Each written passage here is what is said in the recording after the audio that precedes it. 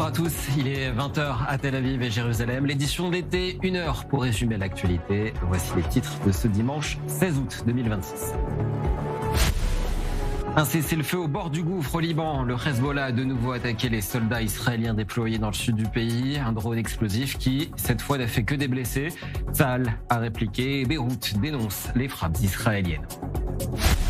Les pays du Golfe commencent-ils à se lasser de Donald Trump? C'est ce qu'affirme le Washington Post. Bahreïn, l'Arabie Saoudite, le Qatar ou Oman vont-ils réagir aux attaques iraniennes? Analyse à suivre.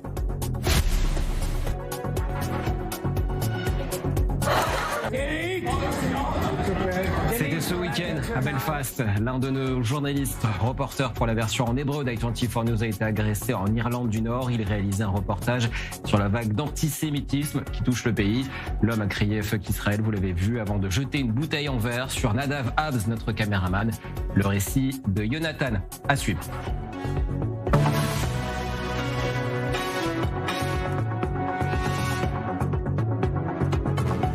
Et voilà pour le sommaire. Premier titre de ce dimanche, le Liban et cette question, éternelle question que l'on pose à nouveau ce soir.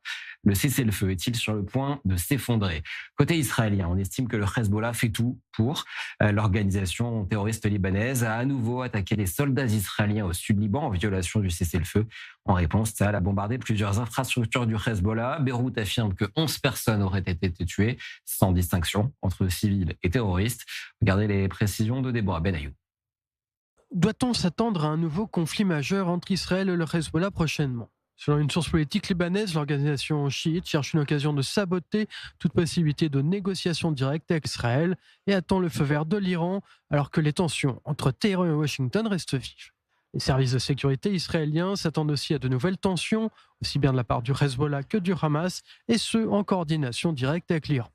Vendredi, le chef du Hezbollah, Naïm Qassem, a accusé les autorités libanaises de faire pression sur les forces armées du pays. Comment pouvez-vous accepter cette humiliation continue de l'armée libanaise, l'exposer aux bombardements et aux pressions israéliennes, au lieu d'agir comme sa protectrice? Ce week-end, 3 soldats israéliens ont été blessés par l'explosion d'un drone du Hezbollah. L'incident a eu lieu vers 2h30 du matin, dans la nuit de vendredi à samedi, sur la crête d'Ali Altaer. C'est à cet endroit que se trouvent des dizaines de terroristes du Hezbollah. Il a connu plusieurs violations du cessez-le-feu ces dernières semaines. En riposte, Tsahal a lancé une vague de frappes sur la crête d'Ali Altaer dans le sud Liban. Et ce matin, l'armée israélienne a annoncé avoir éliminé un haut commandant du Hezbollah. Les frappes israéliennes ont suscité de vives critiques de la part du président libanais Joseph Aoun, qui accusait Israël d'envoyer un message clair avant le prochain cycle de négociations entre les deux pays, prévu au mois de septembre. Dans ce contexte, un porte-parole du département d'État américain a déclaré que le Hezbollah était le seul responsable de la présence israélienne sur le territoire libanais. Le Hezbollah doit être désarmé et l'organisation doit être démantelée. Le mécanisme des zones pilotes reste la seule voie viable pour parvenir à une paix et une sécurité durable pour le Liban et Israël. Il a ajouté attendre de l'armée libanaise qu'elle mène à bien les opérations dans les premières zones pilotes avant que le processus soit étendu. Et pour aller plus loin sur cette question avec moi en plateau, le colonel Amit Assa. Bonsoir, vous êtes ancien membre du Shabak. En ligne avec nous, Eric Danon, ancien ambassadeur de France en Israël. Je vais d'abord me tourner vers vous, Amit Assa. Est-ce que le cessez-le-feu peut tenir dans ces conditions avec des attaques toujours du Hezbollah contre les soldats israéliens? Eh bien, nous comprenons que le gouvernement du Liban fait de nombreux efforts afin de montrer qu'il contrôle ce qui se passe au sud Liban. Et nous avons donné une expérience pilote importante. Ils ont relevé le défi, ils auraient dû le faire, mais en réalité, ils ne font pas le nécessaire. Et le Hezbollah ne répond pas aux appels du gouvernement libanais. Et le gouvernement israélien se trouve ici dans une situation problématique, devant travailler en fait sur 2 stratégies. L'une, continuer à s'occuper du Hezbollah, et de ce côté, nous devons aussi négocier avec le Liban pour qu'ils reprennent le contrôle de ce qui se passe avec leur population au sud Liban. Ça n'est pas simple. Les attaques du Hezbollah, bien sûr, sont pour essayer de remettre en question nos relations avec le Liban. Et les Libanais doivent comprendre, c'est leur intérêt, comme le nôtre, que de démanteler le Hezbollah. Eric Danon, quand on voit que le gouvernement libanais, comme le disait Amit Assa, a peu de pouvoir, a peu de contrôle sur le Hezbollah. Est-ce que les pays médiateurs, je pense aux États-Unis qui organisent les négociations, à l'Italie où se déroulent les négociations, à la France qui a un lien avec le Liban, est-ce qu'ils ont encore un rôle à jouer? Alors, vous devez distinguer les médiateurs et les vérificateurs de l'accord. L'accord, on l'a. Mais il ne peut pas être mis en œuvre actuellement parce que c'est un accord entre le gouvernement libanais et Israël, mais le Hezbollah a refusé cet accord. À partir de là, vous avez en réalité pas 2 protagonistes dans cet accord, vous en avez 3. Et il y en a un qui n'est pas d'accord. Bon. Et pour arriver au désarmement du Hezbollah, c'est évidemment très compliqué, même avec l'affaire des zones pilotes, qui est quelque chose d'assez intelligent et bien fait. Le Hezbollah dit « je ne désarme pas tant qu'Israël est au sud-Liban », et Israël dit « je reste au sud-Liban tant que le Hezbollah ne désarme pas ». Il va falloir de bons diplomates. Vous avez cité quelques pays. Évidemment, les États-Unis ont leur rôle à jouer là-dedans. L'Italie est un bon partenaire. La France s'est proposée avec l'Italie, mais non pas pour contribuer au désarmement du Hezbollah, mais à la vérification du désarmement. Et pour le moment, le Hezbollah ne veut pas désarmer. Justement, Amita, ça peut être réagir sur un point que disait Eric Danon. Le Hezbollah veut qu'Israël quitte le territoire avant de se désarmer. Israël veut l'inverse, que le Hezbollah se désarme avant de quitter le territoire. On est dans une impasse. Comment on fait pour s'en sortir? Écoutez, nous avons un problème très sérieux sur le passage d'Ali Taher. Nous parlons d'une infrastructure du Hezbollah. C'est une véritable forteresse souterraine où ils ont investi. Le Hezbollah a beaucoup d'argent ces dernières années et ils ne sont pas prêts à renoncer à tout cela. Et donc Israël ne peut en aucun cas quitter le terrain avant de traiter toute cette zone. Il y a des terroristes qui sont là en sous-sol et qui tiennent depuis un long moment. Et on ne pourra pas quitter le Liban ou qu'il y ait un accord sans que cette zone d'Ali Taher soit désarmée. Et donc il y a un problème stratégique. Comment expulser le Hezbollah du Liban? Et d'un autre côté, le Hezbollah tactiquement détienne quelque chose auquel nous ne pouvons pas renoncer. Et donc il faudra mettre les choses sur table dans les jours à venir. Eric Danon, le Premier ministre israélien, a publié hier, son bureau a publié hier un communiqué en anglais dans les heures de Shabbat. C'est assez rare en Israël qu'un Premier ministre de droite communique pendant les heures de Shabbat. C'est le signe, selon vous, que Jérusalem tient à ce cessez-le-feu et fait tout politiquement, diplomatiquement pour éviter qu'il s'effondre? Oui, le fait de communiquer pendant Shabbat est évidemment symboliquement fort. Je crois qu'Israël tient au cessez-le-feu. Mais, encore une fois, ce cessez-le-feu a été conclu avec les autorités libanaises. Ces autorités libanaises n'ont pas de capacité à contraindre le Hezbollah aujourd'hui. D'où la difficulté pour avancer. Ce n'est pas qu'on est bloqué, c'est qu'il va falloir soit de bons diplomates, soit que quelqu'un contraigne le Hezbollah à aller vers un désarmement. Pour le moment, on ne voit personne se lancer dans l'opération de cette pression, sauf Israël, par son action militaire contre le Hezbollah au Liban. Amit, à ça, les frappes de représailles israéliennes, est-ce qu'elles ont une utilité plutôt punitive ou est-ce qu'elles visent réellement à empêcher la reconstruction du Hezbollah ce soir? Nous avons l'occasion donnée par le Hezbollah de les frapper. Il y a des choses que nous devons absolument faire pour que le Hezbollah soit assez affaibli et pour que le Liban vraiment puisse les désarmer. Et donc, ce prétexte que nous recevons du Hezbollah, c'est bien pour nous, mais il nous faut faire des actions bien plus offensives. Israël doit mettre les choses sur table, faire la séparation entre le désarmement du Hezbollah, organisme terroriste, et les négociations de paix très positives avec le gouvernement du Liban. Cette séparation doit être totale, parce que alors on pourra peut-être arriver avec le Liban à une véritable force libanaise tout en démantelant le Hezbollah ou que nous l'affaiblirons véritablement. Éric Danon, vous avez déjà commencé un peu à répondre à ma prochaine question. Il y a de nouvelles négociations qui doivent se tenir dans 15 jours. Sur la table des discussions, notamment le ou les pays qui vont superviser le désarmement du Hezbollah. Quel pays serait assez crédible aujourd'hui aux yeux d'Israël, aux yeux du Liban et aux yeux des États-Unis pour au moins superviser, pas forcément aller dans l'action, pas aller sur le terrain, mais au moins superviser le désarmement? Je sais que superviser et aller sur le terrain, ce sont deux choses très, très différentes. Absolument. À titre personnel, je pense qu'aucun pays seul ne peut avoir la confiance des États-Unis, du Liban et d'Israël. Il va falloir probablement plusieurs pays.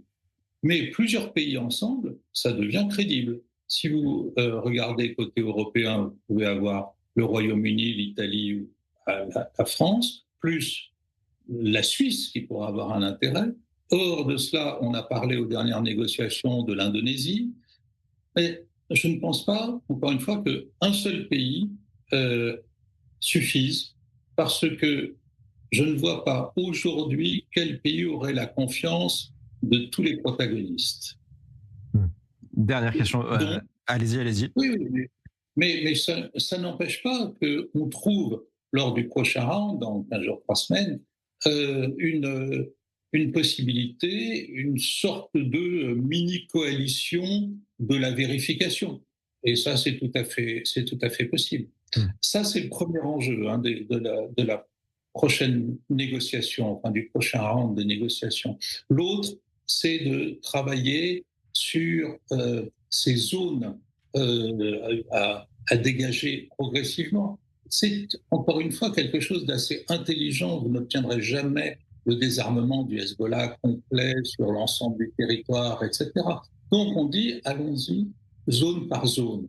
Et Israël se retire contre le fait que, pas contre le fait, et les forces armées libanaises prennent le terrain dans une petite zone donnée, mais Israël ne le fera que si le Hezbollah non seulement a désarmé sur la zone, mais est parti en termes d'installation, d'infrastructures de combat sur la zone. Donc c'est quelque chose où manifestement il faut encore travailler. La route est encore longue. Merci beaucoup, Éric Danon, ancien ambassadeur de France en Israël. Merci d'avoir été avec nous ce soir. Limite à ça, je vous garde un petit peu encore avec moi. On va évoquer le dossier iranien à présent avec cette question. Les pays du Golfe sont-ils en train de perdre patience? C'est en tout cas ce que croit savoir le Washington Post, citant des sources du Golfe. Selon des responsables des États de la région, la frustration grandit face à la conduite du président américain dans la campagne contre l'Iran. Et dans le même temps, en Iran, la répression se fait de plus en plus féroce. Regardez les explications de Mathieu Vendy. La République islamique d'Iran déclare avoir gagné la guerre. Devant des représentants des médias, le président du Parlement iranien déclare que son pays a remporté une véritable victoire, tant militaire que politique. Depuis les funérailles du dictateur Ali Khamenei, le régime qui survit au conflit avec les États-Unis estime être victorieux et intensifie la répression contre la société civile. La milice Basij veille à nouveau à ce que les femmes portent le voile dans les lieux publics et les exécutions continuent. Ce matin, Shahram Sadeghi a été exécuté. Il était accusé d'espionnage et d'avoir délibérément percuté des policiers lors de manifestations survenues à Karaj le 8 janvier dernier. Dans un registre similaire, le chef d'état-major de l'armée iranienne a promis que tout Iranien qui capturerait ou tuerait un militaire américain recevrait une récompense de $30 000. De l'argent fourni par le peuple iranien. La République islamique d'Iran, qui a tenté d'assassiner Donald Trump à plusieurs reprises, a déjà proposé des primes. En mai dernier, un député proposait de l'inscrire dans une loi et de récompenser par 50 millions d'euros le meurtre de Donald Trump. Aux États-Unis, dans le cadre d'un meeting organisé hier à New York, Donald Trump a déclaré qu'une fois que les États-Unis auraient vaincu l'Iran, il proclamerait très bientôt le détroit d'Ormuz territoire des États-Unis. Il a également laissé entendre que les Américains devraient être prêts à supporter une hausse des prix à la pompe tant que le conflit avec l'Iran se poursuivrait. Je vais donc vous dire ceci. Si vous devez payer un tout petit peu plus cher votre essence, rappelez-vous simplement que vous le faites pour empêcher un pays extrêmement malfaisant d'en posséder une. Un pays qui est, en réalité, le premier État au monde à soutenir le terrorisme. Nous ne voulons pas qu'il possède l'arme nucléaire. Alors gardez cela à l'esprit. Quand vous devez payer un tout petit peu plus, vous en êtes à $4, ce n'est pas grave. Mais il faut juste garder à l'esprit que ce que nous faisons est un immense service rendu au monde, pas seulement pour nous-mêmes, mais pour le monde entier. Et nous faisons vraiment un excellent travail. Nos forces armées sont incroyables. Le blocus est imparable. C'est un mur d'acier. Le blocus est un mur d'acier. Le Washington Post a révélé hier qu'une partie des pays du Golfe se sont très frustrés et déroutés par la conduite américaine de la guerre.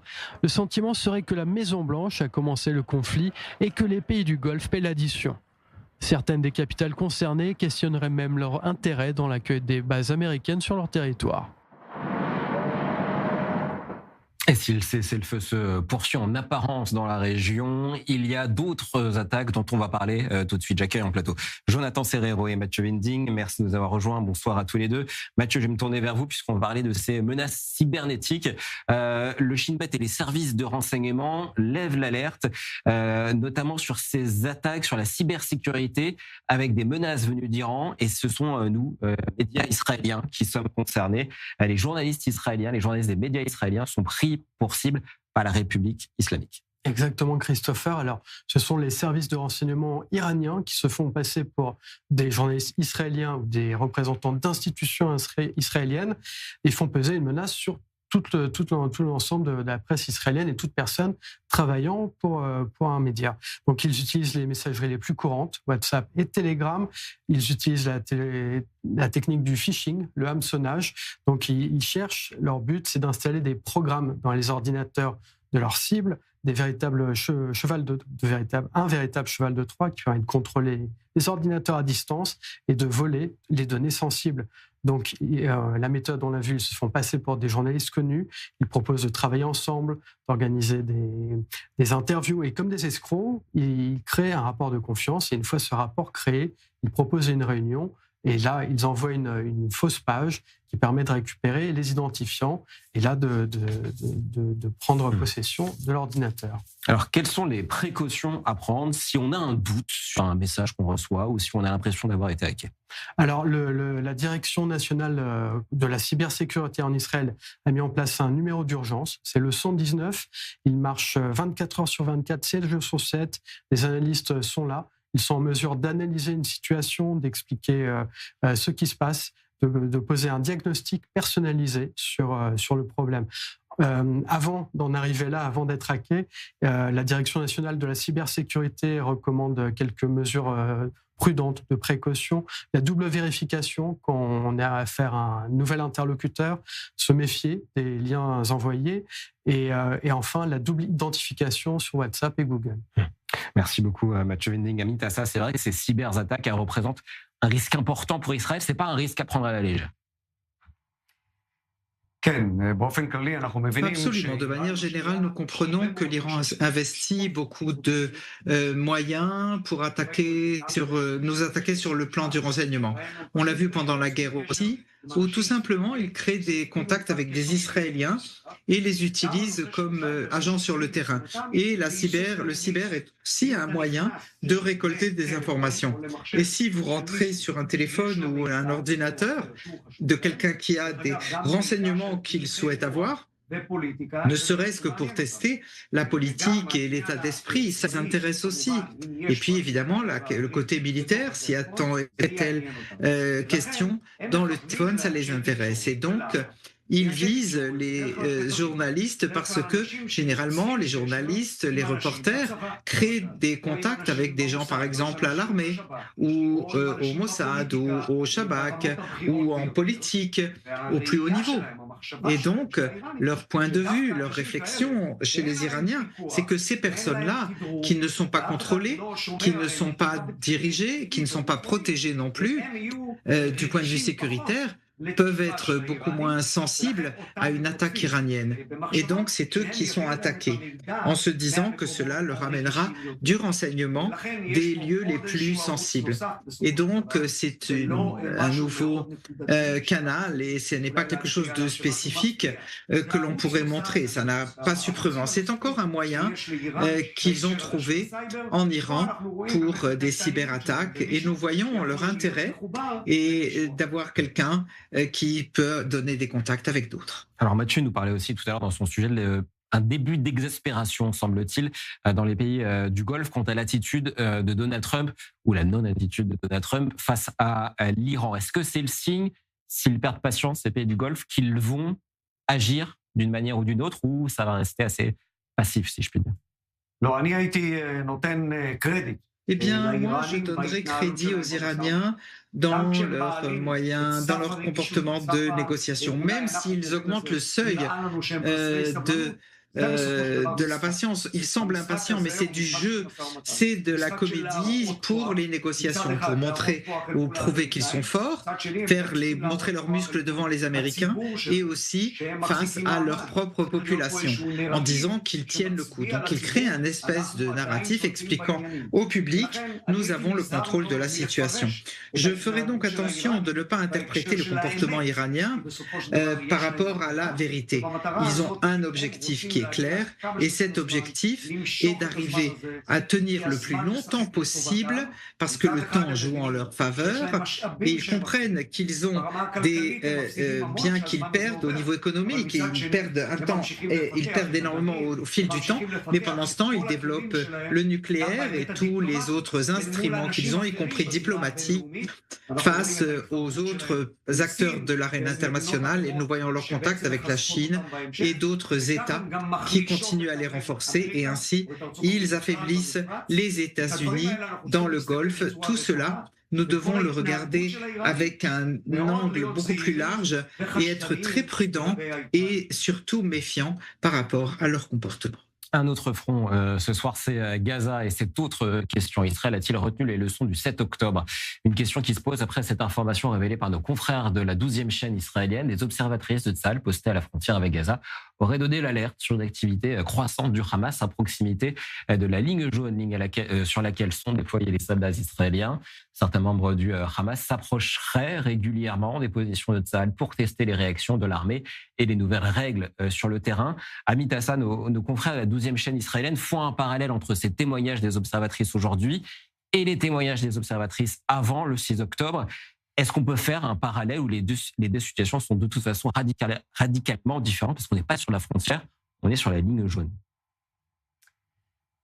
Écoutez, de manière générale, quand vous avez une infrastructure frontalière organisée avec des barrières, des points d'observation, comme avant le 7 octobre, eh bien, vous restez dépendant de ce que vous voyez. Et ce qui se passe maintenant sur la ligne jaune, c'est bien plus dynamique. Des choses qui se passent là-bas, c'est sans mais avec beaucoup de tentatives du Hamas pour tester les soldats de Tsahal. Et ça ressemble à ce que nous avons vécu avant le 7 octobre.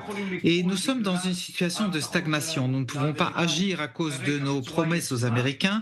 Actuellement, on ne peut pas prendre l'initiative. Et donc le Hamas essaye de voir combien il peut tirer sur la corde.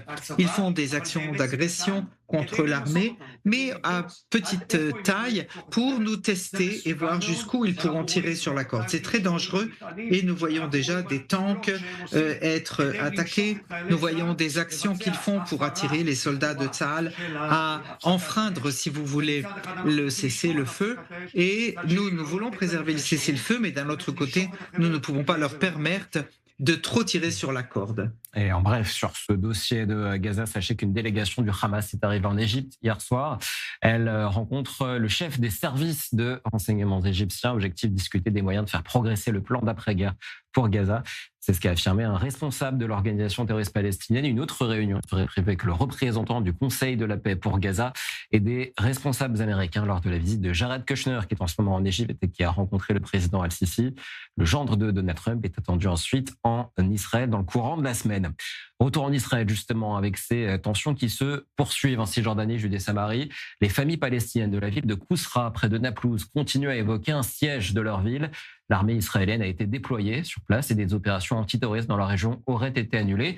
Les soldats israéliens tentent d'empêcher le retour d'habitants d'implantations israéliennes dans le secteur. Les habitants de 2 maisons seraient particulièrement concernés. Les représentants des Nations Unies se sont aussi rendus sur place, une affaire qui a suscité les commentaires du pape Léon ce matin au Vatican. Cari fratelli e sorelle, chers frères et sœurs, je renouvelle mon appel à mettre fin aux violences répétées contre la population civile palestinienne en Judée-Samarie. Et je lance un appel pressant à la communauté internationale afin qu'elle veille à ce que des progrès soient accomplis vers une solution à 2 États pour parvenir à une paix juste et durable. Alors, Amitas, on va essayer de comprendre vraiment, parce qu'on a du mal à comprendre ce qui se passe sur place, autour de Kousra. Pourquoi autant de remue-ménage, puisque, a priori, je le disais tout à l'heure, il y a 2 maisons qui seraient encerclées, si on en prend les témoignages de Palestiniens sur place. Pourquoi ce remue-ménage ?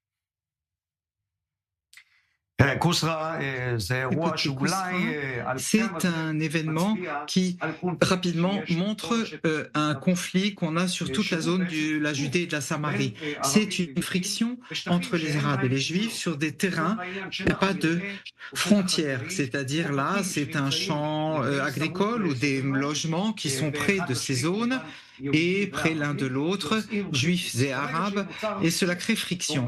Quand cette friction est créée, il peut y avoir une escalade.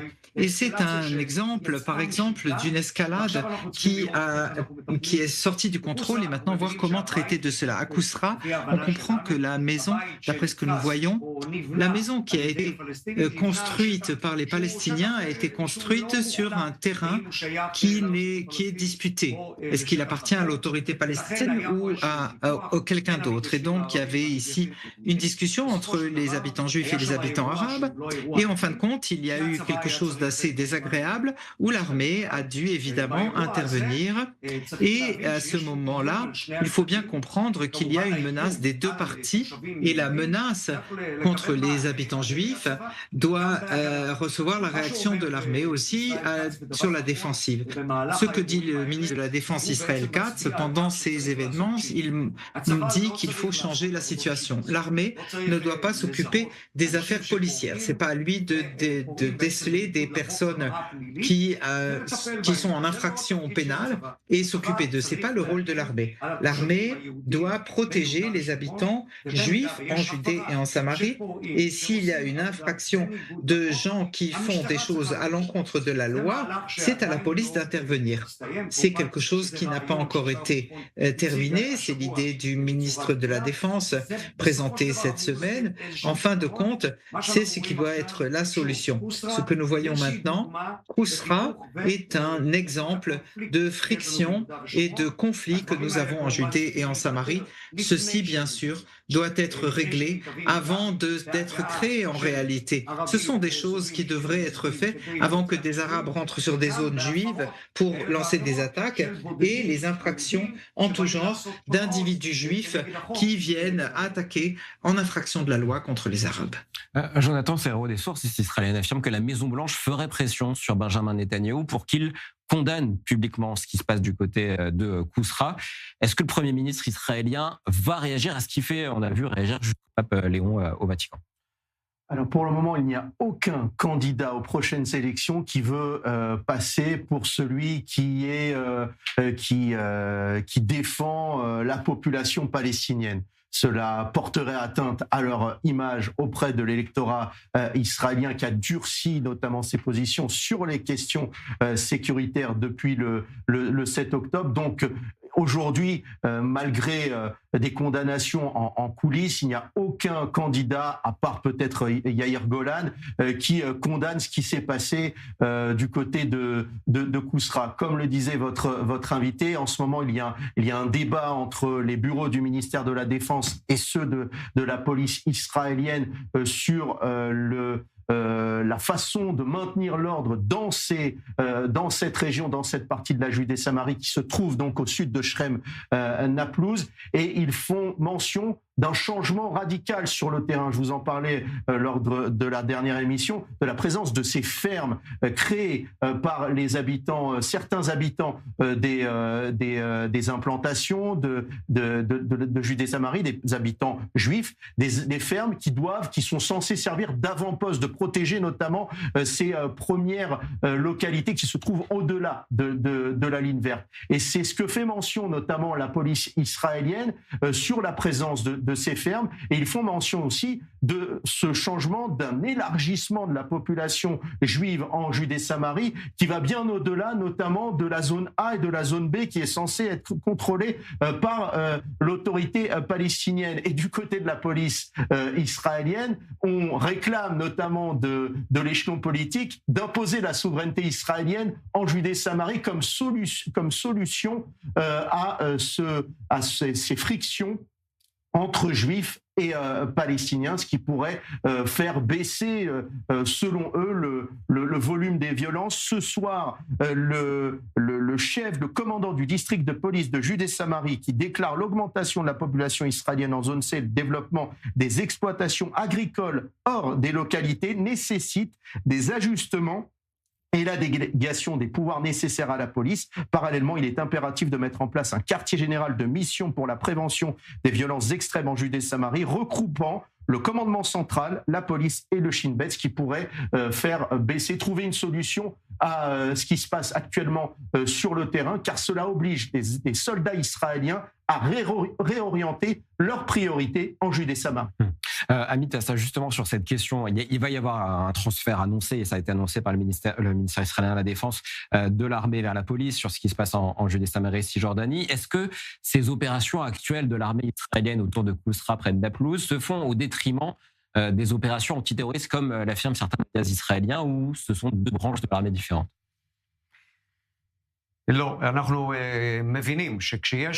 il faut bien comprendre que quand il y a une augmentation de la violence sur une certaine zone, l'armée doit s'adapter et faire passer des forces d'un côté vers l'autre. L'armée peut se mesurer à toutes les missions, et certainement avec les missions des activités terroristes. Il faut encore se rappeler d'un point important, que nous parlons tout le temps des zones A, B et C.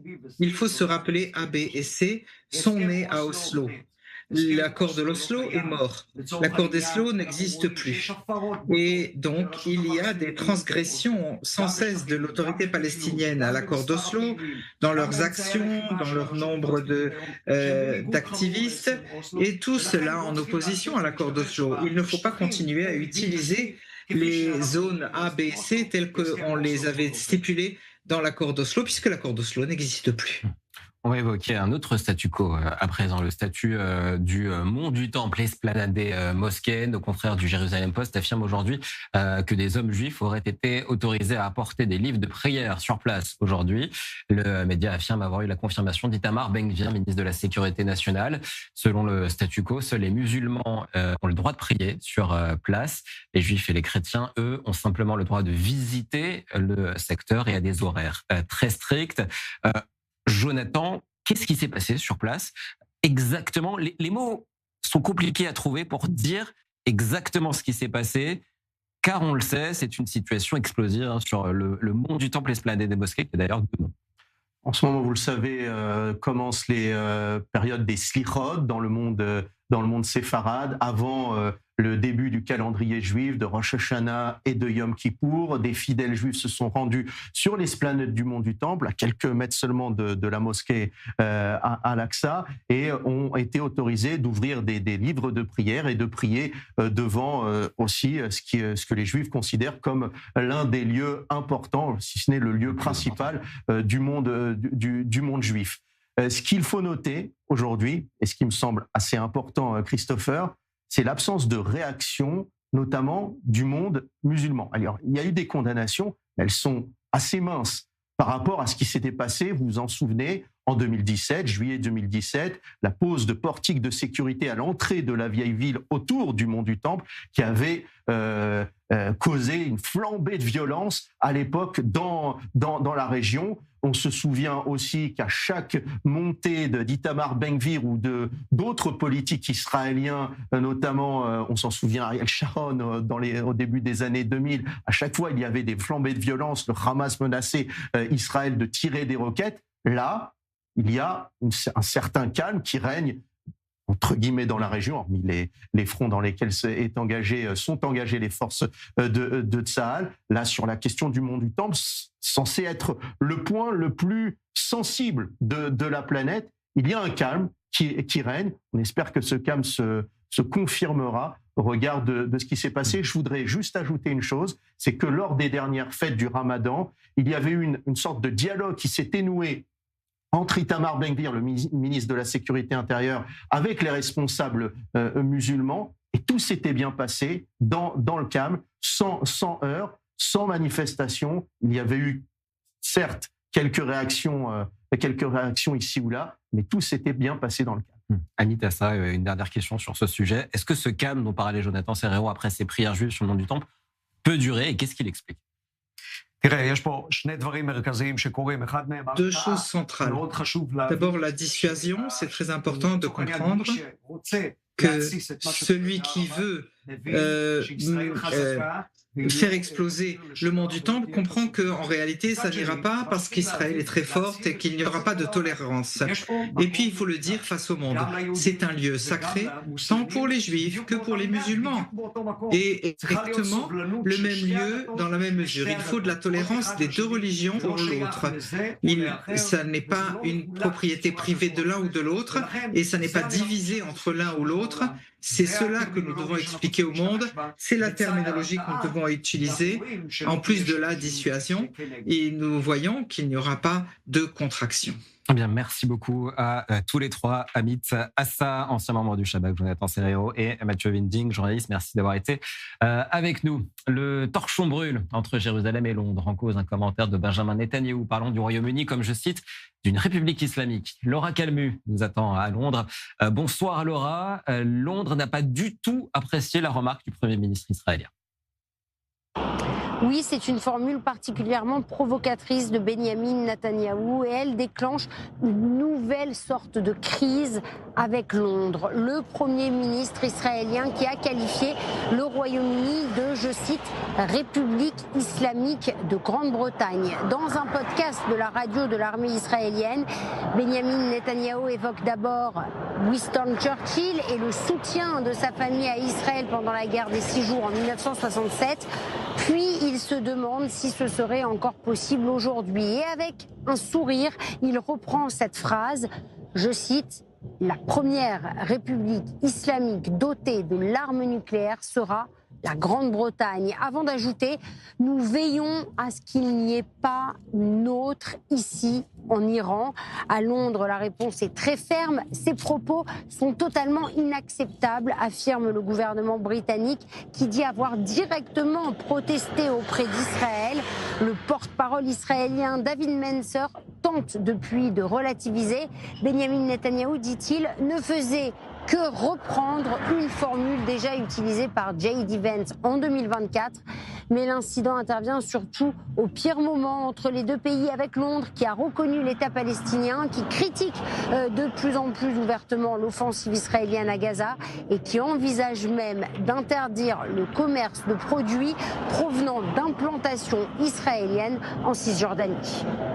Laura Calmu, correspondante I24 News à Londres, qui dit nouvelle semaine, dit malheureusement, nous fait l'affaire antisémite une fois de plus. C'est en France, dans l'Isère. Allons rejoindre dans nos studios parisiens Anna Papiachvili. Bonsoir Anna. Les Juifs seraient trop nombreux, selon l'employé d'une buvette. Des propos condamnés par le ministre français de l'Intérieur, Laurent Nunez. Bonsoir Christopher, absolument. C'est une séquence qui a fait réagir le gouvernement français. La ministre en charge de la lutte contre les discriminations, Aurore Bergé, a ordonné la saisie du procureur de la République de l'Isère après la diffusion donc de cette vidéo faisant état d'actes et de propos antisémites. Le ministre de l'Intérieur, Laurent Nunez, a également réagi et puis il a annoncé sur le réseau social X l'ouverture d'une enquête tout en dénonçant des propos qui n'ont pas leur place dans notre République. Alors, tout commence bien ce vendredi lorsqu'une vidéo est publiée par le compte X jugé coupable. Cette vidéo, elle devient très vite virale et on peut entendre à l'intérieur de cette séquence une commerçante qui s'adresse à un client de confession juive et qui lui dit « La communauté juive, vous êtes trop nombreux, ça excède les gens » et c'est une commerçante d'une station, d'une buvette des Deux Alpes. C'est alors que ce client lui rappelle qu'il existe des lois qui interdisent la discrimination en fonction de la religion, tandis que la femme, cette commerçante, est défendue par une autre, on le voit dans les images, qui semble elle aussi donc être une cliente de cette buvette. De son côté, le parquet de Grenoble a annoncé l'ouverture d'une enquête pour provocation publique à la haine ou à la violence en raison de l'origine ou de la religion. Aussitôt, samedi après-midi, justement, cette commerçante, la mise en cause, a été entendue par les services de l'ordre et elle a reconnu les propos qu'elle a tenus en expliquant le contexte dans lequel ils avaient été prononcés. Et le parquet ajoute, dans la mesure où des témoins doivent encore être entendus, aucune décision n'a été prise donc par le parquet à l'issue de son audition. L'enquête se poursuit. Alors, il faut le rappeler, la station des Deux Alpes, comme d'autres stations de la région, est une destination estivale assez prisée par les membres de la communauté juive orthodoxe, notamment par la communauté Chabad aussi. Et puis, il faut rappeler aussi la condamnation d'une autre affaire. Jeudi soir, le gouvernement français a condamné avec la plus grande fermeté des menaces antisémites attribuées à un Irlandais qui visait un couple de touristes juifs dans un supermarché. Ça se serait déroulé cette fois-ci à Avignon. Et ce touriste leur aurait tout simplement prononcé cette phrase, même si on ne l'entend pas dans la vidéo, que Hitler n'avait pas fini son travail, je le cite, et puis il a aussi proféré, cette fois-ci on le voit dans la séquence, des menaces de mort assez directes à ce couple de confession juive. Merci beaucoup, Anna Papiachvili, correspondant à I24 News à Paris. Et autre conséquence de cet antisémitisme qui augmente en Europe, elle nous concerne, nous, ici, directement, à la rédaction d'I24 News. L'un des nôtres, l'un des journalistes de la version en hébreu d'I24 News s'est rendu en Irlande du Nord pour un reportage justement sur cette vague d'antisémitisme qui touche le pays. Jonathan Ravet et son caméraman Nadav Abz agressés à Belfast. Regardez, on en parle juste après avec Jonathan.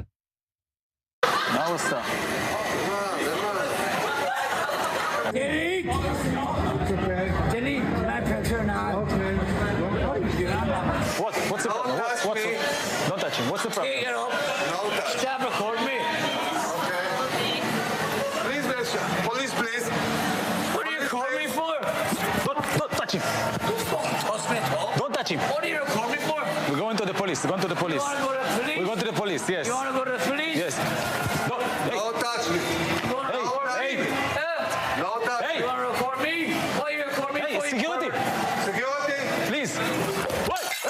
Police, please. What are you calling me for? Don't touch him. Fucker will call me for 5 minutes.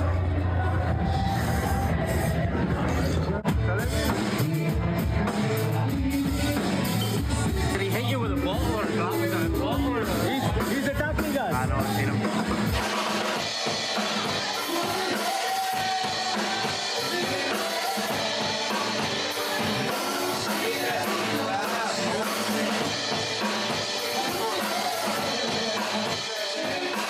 Et notre collègue Jonathan Ravet nous attend en salle de rédaction. Bonsoir Jonathan. Alors déjà, comment ça va? Comment allez-vous après cette agression antisémite? Écoutez, moi ça va, merci de me poser la question, ça va bien. Et Nadav, le caméraman, vous avez vu ce qui lui est arrivé, il a été touché, lui aussi ça va bien, on est tous les deux en Israël, tout va bien. Racontez-nous comment ça a commencé et comment surtout ça s'est terminé tout ça. Alors, nous étions à Belfast, on est allé là-bas parce qu'on a entendu qu'il y avait plusieurs points à voir en ce qui concerne les relations Israël-Irlande. On est arrivé là-bas pour interviewer dans un bar le soir, pas très tard, et on a posé à deux jeunes filles des questions. Elles étaient pro-palestiniennes et pendant qu'on leur parlait du génocide soi-disant qui a lieu à Gaza, selon leur dire, on a vu la personne qui s'est approchée de nous et qui a commencé à toucher la caméra et tout ça.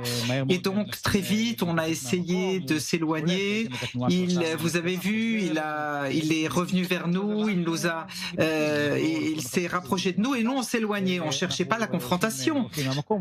On est parti, il a continué à nous suivre, il a commencé à crier, c'est ce que vous voyez dans le petit film. Il a essayé d'arriver vers Nadav, la caméra.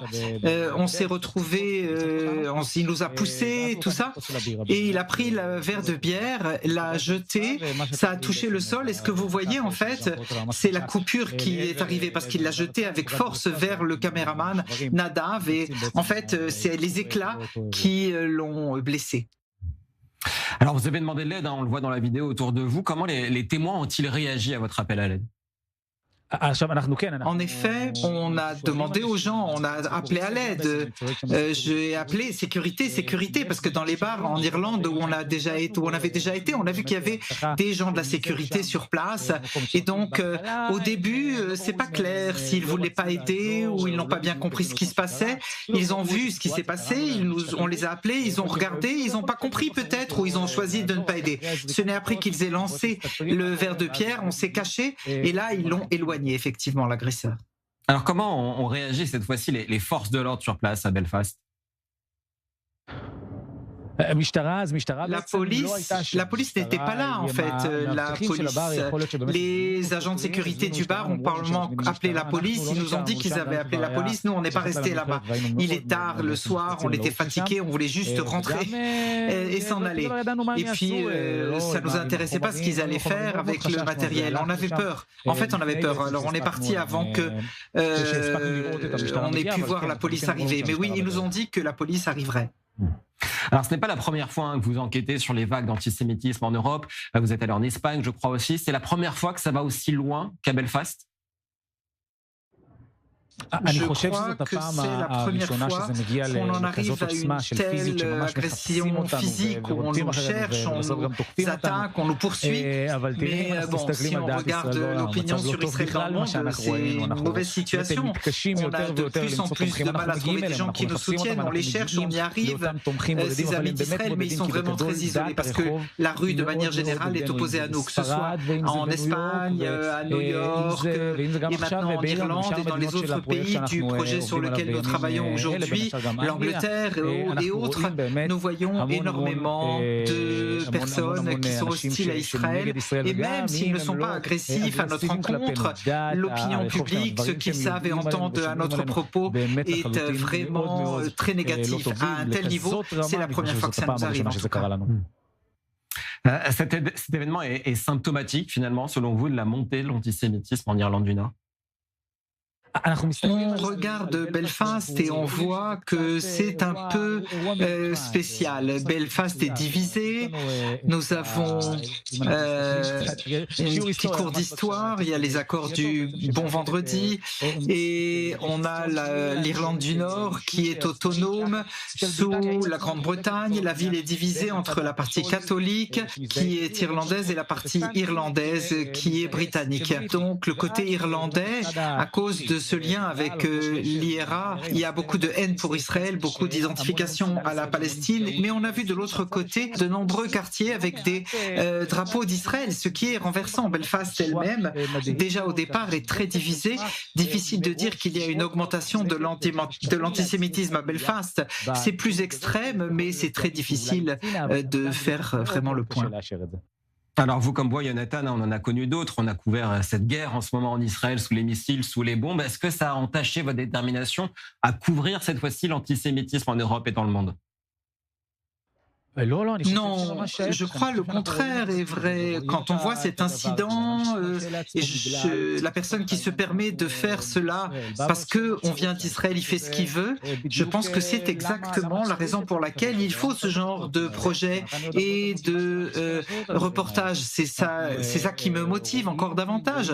On voit de tels incidents, on les filme, c'est bien qu'on ait été là pour filmer ça en fin de compte, parce que c'est comme ça qu'on peut comprendre ce qui se passe et comprendre combien l'opinion publique est extrême. Avec le recul, qu'est-ce qui vous inquiète le plus? Ce sera ma dernière question. L'agression en elle-même ou le climat qui finalement rend cette agression possible? L'agression elle-même, ça a été un moment très angoissant, ça faisait peur, mais ça a été très court et ça s'est vite fini. Bien sûr, l'atmosphère autour d'Israël est très inquiétante pour moi aussi, et je crois que ça doit inquiéter tout juif ou israélien où qu'il soit dans le monde. Merci Jonathan Ravet, journaliste pour I24 News en Hébreu. Bon rétablissement à vous et à Nadav, notre caméraman. L'Europe, toujours, et l'affaire des migrants de Ceuta qui se poursuit. Souvenez-vous, des dizaines de milliers de migrants s'étaient rendus sur cette enclave espagnole en plein territoire marocain. Plusieurs milliers sont restés sur place et ont dressé un campement sauvage sur les plages de la ville espagnole. Un médecin local affirme qu'ils sont au moins 5000 encore ce soir présents sur place. Les autorités espagnoles, vous le voyez, ont augmenté leur dispositif de sécurité autour de l'enclave pour empêcher l'arrivée de nouvelles vagues de migrants. La Belgique, elle, victime d'importants incendies, des incendies records touchent en ce moment le plat pays. Bruxelles a appelé à l'aide Berlin et Luxembourg pour venir à bout de ces flammes que vous voyez. Près de 3000 hectares sont partis en fumée, notamment dans la région de Liège. Un chiffre jamais atteint dans le royaume. Écoutez Hendrik Wust, chef du gouvernement régional.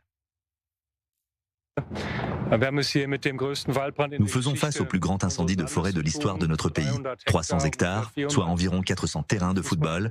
Je viens de m'entretenir avec les coordinateurs des services d'urgence des différentes organisations afin de faire le point sur la situation.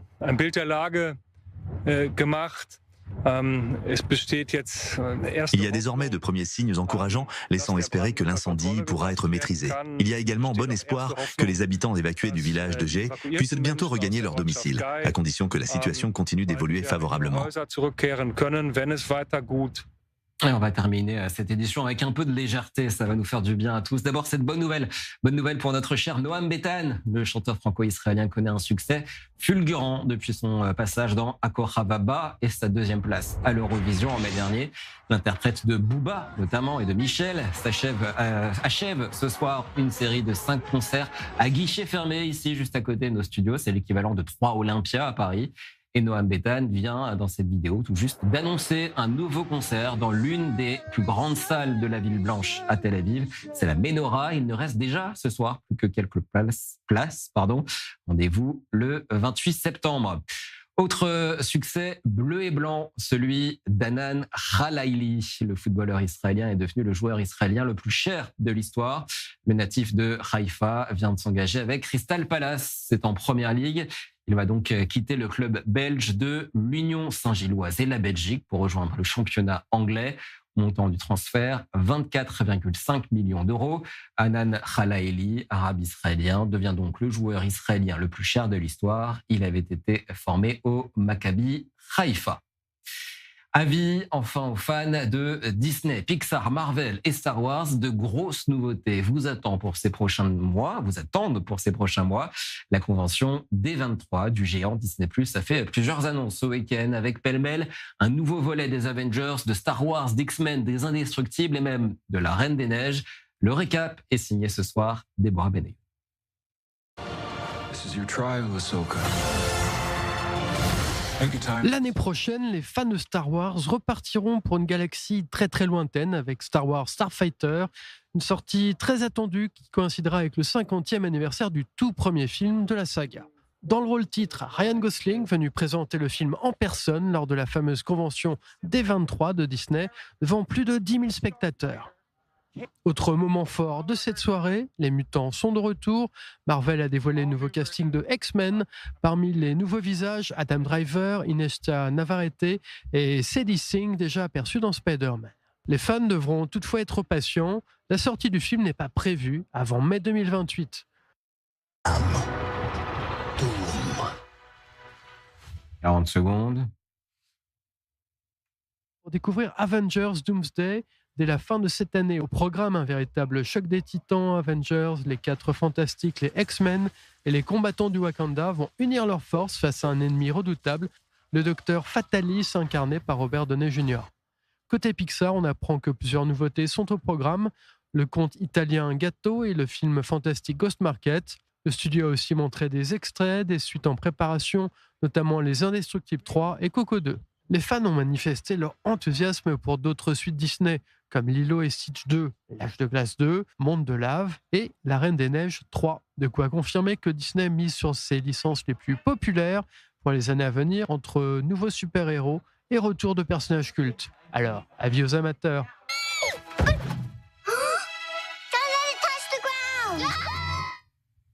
Hâte de voir les prochains films Disney, le prochain X-Men notamment qui s'annonce pas mal, et je crois que dans les cartons il y a aussi un live action, vous savez, ces films réels de réponse. Je crois que le tournage est en cours et le film sortira l'année prochaine. Sur ce, c'est à la fin de l'édition de l'été. À suivre dans quelques minutes sur i24 News en français, un épisode inédit de Regards croisés. Myrim Aman s'intéresse notamment à ces jeunes adultes qui s'engagent et qui font leur service militaire. Vous le savez, il est obligatoire ici en Israël pour tous les jeunes de 18 ans. Alors comment recruter des jeunes qui quittent à peine les bancs du lycée, de l'école, pour ensuite aller enfiler des bottes et un treillis et aller un peu plus tard à défendre leur pays? Eh bien, c'est tout l'enjeu de Tsahal. Les explications, c'est dans quelques minutes dans un épisode inédit donc de Regards croisés sur i24 News en français. En attendant, n'hésitez pas à nous rejoindre sur nos réseaux sociaux, ils sont affichés, vous le voyez en bas de votre écran, X, YouTube, Facebook, Instagram, notre site internet également i24news.tv. Vous êtes d'ailleurs de plus en plus nombreux à nous suivre. Bonne soirée à tous et encore une fois ce soir, merci de votre fidélité à i24 News en français. L'actualité continue évidemment.